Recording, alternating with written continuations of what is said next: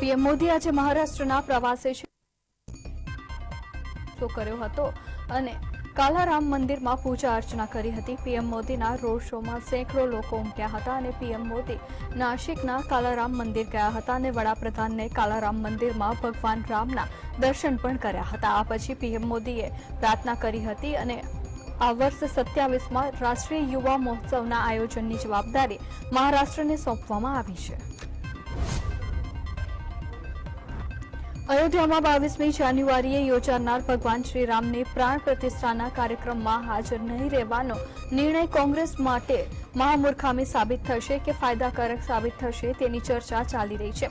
આ ચર્ચા વચ્ચે કોંગ્રેસ મુસ્લિમ નેતાઓએ અંદરખાને આ વાતનો પ્રચાર કરવા કહી દીધું હોવાનું પણ સૂત્રો તરફથી માહિતી મળી રહી છે। કોંગ્રેસ લોકસભાની ચૂંટણીમાં 100 બેઠકોનો આંકડો પાર કરવા માંગે છે અને તેમાં મુસ્લિમ મતદારો મહત્વની ભૂમિકા ભજવશે એવું કોંગ્રેસને લાગે છે, તેથી આ નિર્ણય લીધો છે।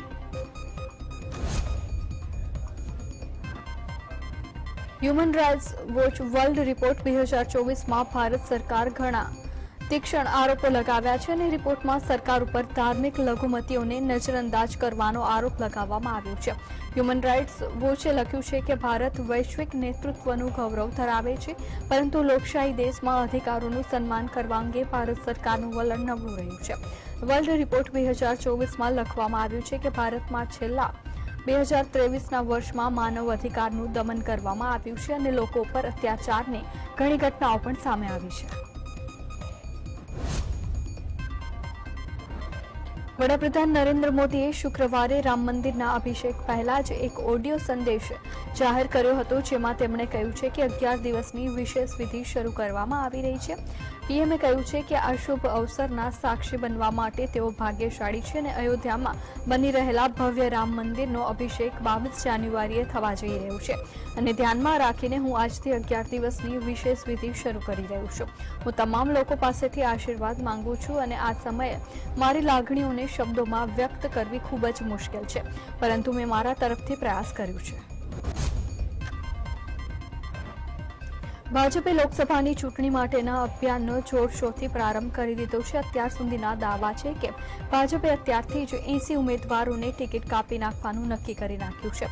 ભાજપ 3 વાર જીત્યા હોય એવી બેઠકોની સંખ્યા 95 છે અને ભાજપે આ વખતે સતત 3 વાર જીતનારી સાંસદોને રિપીટ નહીં કરવાનો નિર્ણય લીધો છે, પરંતુ તેમાં કેટલાક ચહેરા અપવાદરૂપ હશે। આમ છતાં આ 95 બેઠકમાંથી 80 સાંસદો તો કપાઈ જ જશે, માત્ર 15 ચહેરાઓને ફરી તક મળશે।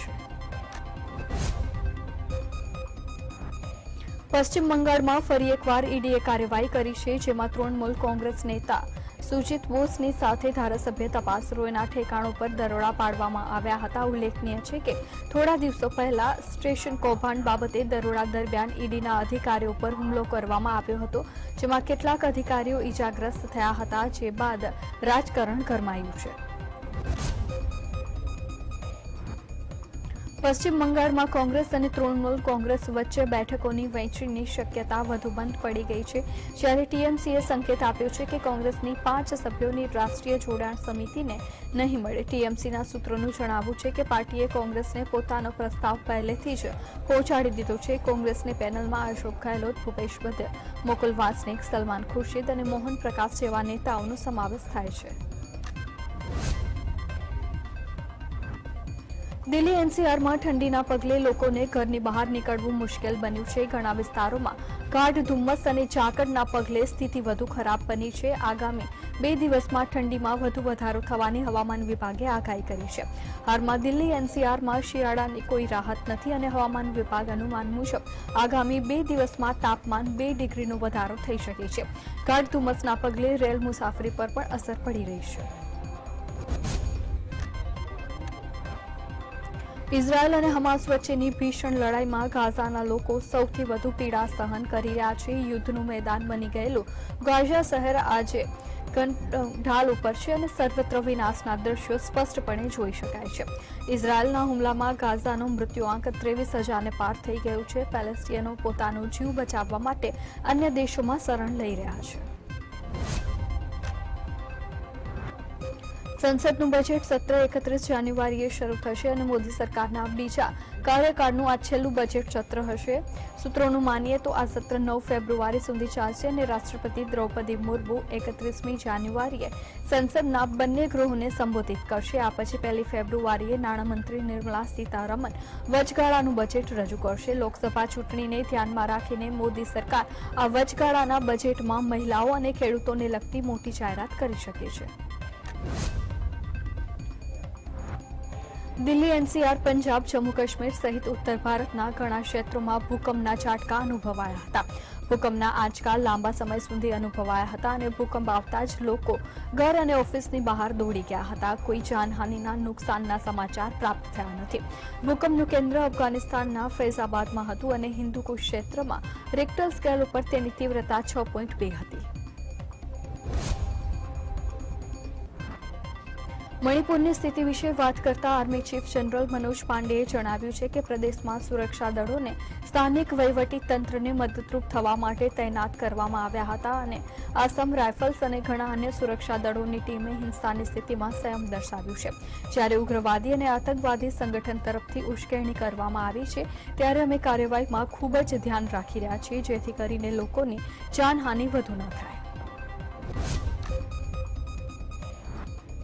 રામ મંદિર મુદ્દે પ્રતિક્રિયા આપતા આરજેડી પાર્ટીના સાંસદ મનોજ ઝાએ જણાવ્યું છે કે આ કેવી દુર્ભાગ્યપૂર્ણ ક્ષણ હશે કે જે મર્યાદા પુરુષોત્તમ રામના નામ ઉપર રાજનીતિ કરવામાં આવશે। મારા અને મારા ભગવાન રામ વચ્ચે સીધો જ સંબંધ છે। મહાત્મા ગાંધી મંદિરમાં જઈને રામ ભક્ત બન્યા નહોતા પરંતુ તેમની અંદર ભગવાન રામનો ખ્યાલ હતો। આ માટે અંતિમ ક્ષણોમાં પણ તેમણે મોઢે હે રામ જેવા શબ્દો નીકળ્યા અને તેઓ સ્વર્ગલોક પામ્યા।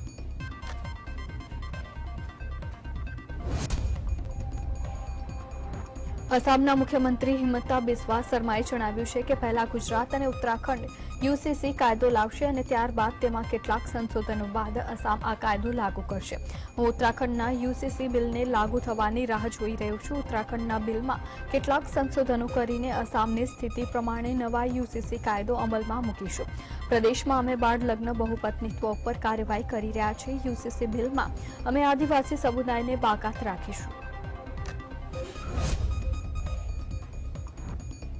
પીડીપી ચીફ મહેબૂબા મુફ્તીની કાર જમ્મુ કાશ્મીરના અનંતનાગ જઈ રહી હતી ત્યારે અકસ્માત થયો હતો। જો કે આ ઘટનામાં મહેબૂબા મુફ્તી અને તેના અધિકારીઓને કોઈ પણ ઈજા પહોંચી નહોતી। પૂર્વ સીએમ અનંતનાગની બોટ કોલોનીની આગ પીડિતાને મળવા જઈ રહ્યા હતા ત્યારે અકસ્માત થયો હતો। મહેબૂબા મુફ્તી જે કારમાં મુસાફરી કરી રહ્યા હતા તે કારને ખરાબ રીતે નુકસાન થયું હતું। લોકસભાની ચૂંટણીમાં ભાજપને ટક્કર આપવા માટે ઉત્તર પ્રદેશમાં કોંગ્રેસ અને સમાજવાદી પાર્ટી વચ્ચે જોડાણ કરવા યોજાયેલી બેઠકમાં પ્રથમ ગ્રાસે જ મિમિક્સા જેવો ઘાટ સર્જાયો છે। સપા વતી મંત્રણા માટે આવેલા સાંસદો રામગોપાલ યાદવ અને જાદવે અલી કોંગ્રેસને માયાવતી બસપા સાથે જોડાણ અંગે પોતાનું વલણ સ્પષ્ટ કરવા કહ્યું હતું।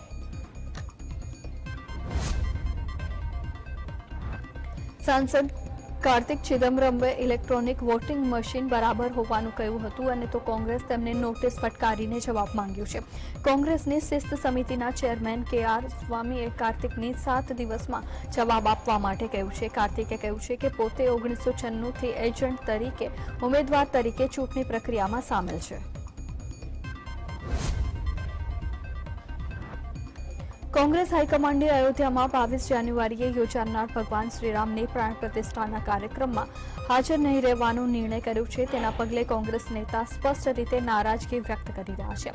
કોંગ્રેસના નેતાઓનું કહેવું છે કે હાઈકમાન્ડે મહામૂર્ખામી કરીને ભાજપને મોટો મુદ્દો આપી દીધો છે।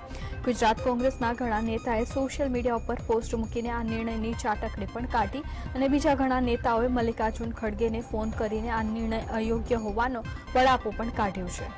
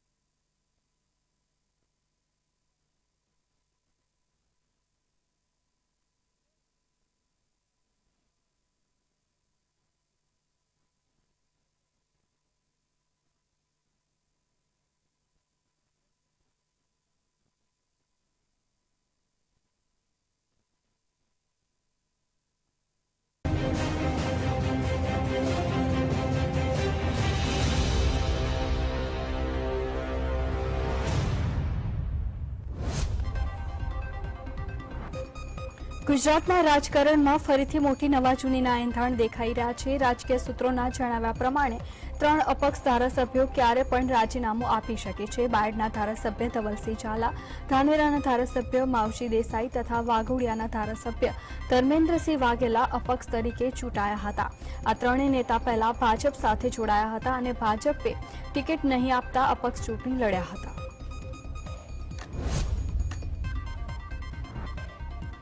જામનગરમાં નણંદ ભોજાઈ સામસામે આવી ગયા હતા। નૈનાબા જાડેજાએ કહ્યું હતું કે 500 વર્ષ બાદ જ્યારે પૂર્ણ પુરુષોત્તમ ભગવાન શ્રીરામ અયોધ્યામાં બિરાજમાન થવા જઈ રહ્યા છે ત્યારે આપણે રાજનીતિ ન કરવી જોઈએ। બીજી તરફ નૈનાબા જાડેજાએ કહ્યું છે કે ભક્તિ અને સંસ્કાર તમારી પાસેથી શીખવાની જરૂર નથી। ઉત્તરાયણના તહેવારની ઘડીઓ ગણાઈ રહી છે ત્યારે ઉત્તરાયણ અને વાસી ઉત્તરાયણના દિવસે એટલે કે 14 અને 15 જાન્યુઆરી અમદાવાદમાં મેટ્રો ટ્રેનની સમય ફ્રીક્વન્સીમાં ઘટાડો કરવામાં આવ્યો છે। દર 12 મિનિટના અંતરે મળતી ટ્રેનને હવે 2 દિવસ દરમિયાન 20 મિનિટે મળશે।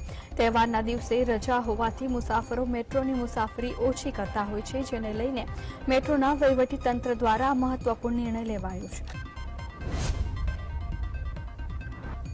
ઉત્તરાયણના દિવસે પતંગ રસિકો માટે સારા સમાચાર સામે આવ્યા છે। હવામાન વિભાગની આગાહી પ્રમાણે ઉત્તરાયણના દિવસે પવનની ગતિ સારી રહેશે અને ઉત્તરાયણના દિવસે પ્રતિ કલાકે 10 થી 15 કિમીની ગતિએ પવન ફૂંકાશે। ઉત્તરાયણના દિવસે પણ પતંગ રસીઓએ હવામાં ખૂબ જ સારી રીતે પતંગો ઉડાડી શકશે। પતંગ રસિકો માટે ઉત્તરાયણના દિવસે પવન સારું રહેવાનું છે। સુરત શહેરમાં રાજ્ય સરકારની જ્ઞાન સહાયક યોજનાના વિરોધમાં રોજ સ્ટેટ અને ટાટ પાસ ઉમેદવારોએ જિલ્લા કલેક્ટરને લેખિત આવેદનપત્ર પાઠવી રાજ્યની સરકારી શાળાઓમાં શિક્ષકોની કાયમી ભરતી કરવાની માંગ કરી હતી। ટેટ અને ટાટની પરીક્ષામાં 78 ઉમેદવારો પરીક્ષા આપી રહ્યા છે। આ ઉમેદવારોએ પરીક્ષા સમયે ક્યાંય પણ કહેવામાં આવ્યું નથી કે તેઓએ જ્ઞાન સહાયક તરીકે લેવામાં આવશે। અમદાવાદના ચાંદખેડામાં ફાયરિંગનો બનાવ બન્યો હતો અને આ અહેવાલ અનુસાર હવામાં 5 રાઉન્ડ ફાયરિંગ કરવામાં આવ્યું હોવાની વાત સામે આવતા ચર્ચાએ જોર પકડ્યું છે। તપોવન સર્કલ પાસે યુવકોએ ફાયરિંગ કરતો વિડીયો સોશિયલ મીડિયા ઉપર વાયરલ થયો હતો અને તપાસમાં ચોંકાવનારી જાણકારી સામે આવી હતી। જમીન લે-વેચનો વ્યવસાય કરતા યુવકે હરિસિંહ ચંપાવતે ફાયરિંગ કર્યું હતું।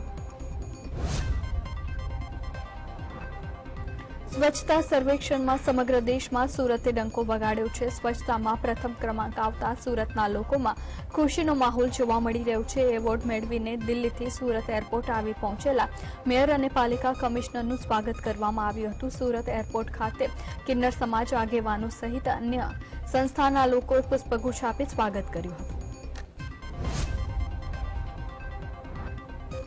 ફ્રાન્સ કબૂતરબાજી કેસમાં સીઆઈડી ક્રાઇમે 14 જેટલા એજન્ટો વિરુદ્ધ ફરિયાદ નોંધી છે। એટલું જ નહીં, આ કેસમાં એજન્ટોની માયાજાળ અમેરિકામાં પણ હોવાનું સામે આવ્યું છે। એજન્ટોના વકીલ અમેરિકામાં કામ કરતા હતા અને કબૂતરબાજીમાં કોઈ પણ પકડાય તો છોડવાથી માંડીને અમેરિકામાં સ્થાયી થવાનું કામ વકીલ એજન્ટો કરતા હોવાનો ખુલાસો થયો છે।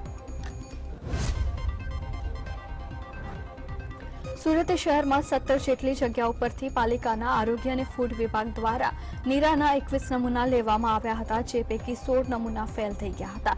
એક અઠવાડિયા બાદ નમૂના લેબ રિપોર્ટ માટે આવ્યો હતો અને નીરામાં 14% બ્રિક્સ પ્રમાણ હોવાનું જાણવા મળ્યું હતું।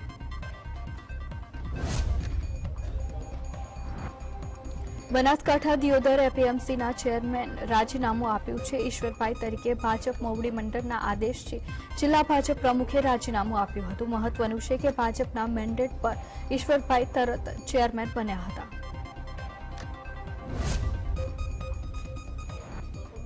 જૂનાગઢના માંગરોળ તાલુકાના ચંદવાણા ગામે ભાજપની મીટિંગ મળી હતી। આ મીટિંગમાં આવનારી લોકસભાની ચૂંટણી બાબતે ભાજપના આગેવાનોએ કાર્યકરો સાથે ચર્ચા કરી હતી અને કોંગ્રેસે કરેલા આક્ષેપો બાબતે પૂછતા કોંગ્રેસને લોકોએ જાકારો આપ્યો હોવાનું જણાવ્યું હતું। પૂર્વ વિધાનસભા અધ્યક્ષ તેમજ ધારાસભ્ય રમણલાલ વોરાએ પત્ર લખીને લગ્ન નોંધણીના કાયદામાં ફેરફાર કરી વાલીઓને સહમતિ ફરજિયાત કરવા માટે માંગણી કરી છે। આ બાબતે સુરતના ધારાસભ્ય કુમાર કાનાણીએ સમર્થન આપીને દીકરીના હિત માટે લવ જહાજ જેવા કિસ્સાઓ ન બને તે માટે લગ્નની નોંધણીના કાયદામાં ફેરફારની માંગને પણ યોગ્ય ગણાવી છે। अखिल भारतीय विश्व हिंदू परिषदના ધર્મ પ્રસાર કેન્દ્રીય સહમંત્રી ધર્મેન્દ્ર ભવાનીનું વધુ એક સનાતન હિન્દુઓ માટે વિવાદિત નિવેદન સામે આવ્યું છે। આદિવાસી સંગઠનોએ કરેલા વિરોધ પ્રદર્શન અંગે પૂછતા તેઓએ બીટીએસના નામ સાથે આદિવાસી લોકોને ગુમરાહ કરતા હોવાનો આક્ષેપ કર્યો હતો। તેઓએ કહ્યું છે કે અમે કોઈની હત્યા કરતા નથી। અમરેલી જિલ્લામાં કોળી પટેલ સમાજની વાડીમાં 13 જિલ્લા શિક્ષકો દ્વારા તેમની પડતર માંગણીઓના પગલે ધરણા યોજી વિરોધ નોંધાવ્યો હતો। શિક્ષકો દ્વારા જૂની પેન્શન યોજના લાગુ કરવાની માંગ કરવામાં આવી હતી અને આ માંગ પૂરી કરવા સાથે શિક્ષકો દ્વારા ધરણા યોજવામાં આવ્યા હતા। અયોધ્યામાં રામલલ્લાના પ્રાણ પ્રતિષ્ઠા મહોત્સવને લઈને કોંગ્રેસ પ્રમુખ શક્તિસિંહ ગોહિલે નિવેદન કર્યું હતું। શક્તિસિંહે કહ્યું હતું કે રામના નામે મત નહીં, કામના નામે મત હોય છે। કોંગ્રેસ પક્ષ દ્વારા મંદિરની પ્રતિષ્ઠામાં જવાનો ઇનકાર કરવામાં આવ્યો હતો, પરંતુ તે વાતનું ખોટી રીતે અર્થઘટન થઈ રહ્યું છે। અમદાવાદમાં ઓલ ઇન્ડિયા મહિલા કોંગ્રેસના પૂર્વ પ્રમુખ નેટ ડિસોઝા દ્વારા પ્રેસ કોન્ફરન્સનું આયોજન કરવામાં આવ્યું હતું, જેમાં તેઓએ કહ્યું હતું કે 14 જાન્યુઆરીથી દેશહિત માટે ભારત જોડો ન્યાય યાત્રાની શરૂઆત થશે। ન્યાય બધા માટે મહત્વપૂર્ણ બાબત છે, પરંતુ ભાજપની સરકારમાં ન્યાય શબ્દ હલકો શબ્દ છે। દેશના લોકોને અપીલ છે કે આવો અને ન્યાય યાત્રામાં જોડાવો। અમદાવાદ મહાનગરપાલિકાના બાંકડા ફરી વિવાદમાં આવ્યા છે। સ્ટેન્ડિંગ કમિટીની બેઠકમાં બાંકડાઓની ગુણવત્તા સામે ખુદ ભાજપના જ કોર્પોરેટરોએ ફરિયાદ કરી છે। જે બાંકડા તૈયાર કરવામાં આવ્યા છે તેની ગુણવત્તા યોગ્ય નથી। ફરિયાદ મળતા સ્ટેન્ડિંગના ચેરમેન દ્વારા બાંકડાની ગુણવત્તાને લઈને વિજિલન્સ તપાસના આદેશ આપવામાં આવ્યા છે। સુરેન્દ્રનગર જિલ્લા કબડ્ડી એસોસિએશનથી ખેલાડીઓ નારાજ થયા હતા અને કબડ્ડી એસોસિએશન દ્વારા અન્યાય કરવામાં આવતા હોવાનો ખેલાડીઓએ આરોપ મૂક્યો હતો।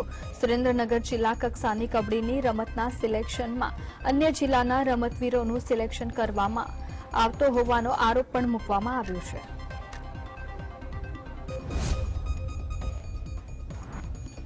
જેતપુરમાં સહકર્મચારી કેબી ગુજરાતની બદલી થતા પીજીવીસીએલના કર્મચારીઓ દ્વારા આવેદનપત્ર પાઠવવામાં આવ્યું હતું। જુનિયર કર્મચારીઓએ જુનિયર ઇજનેર તેની જગ્યા ફરી પરત મૂકવામાં આવે તેવી માંગ કરી હતી। જેતપુર પીજીવીસીએલના વિભાગીય કચેરી ટેકનિકલ તથા નોન ટેકનિકલ કર્મચારીઓએ યોગ્ય ન્યાય આપવા બાબતે આવેદનપત્ર પાઠવ્યું છે।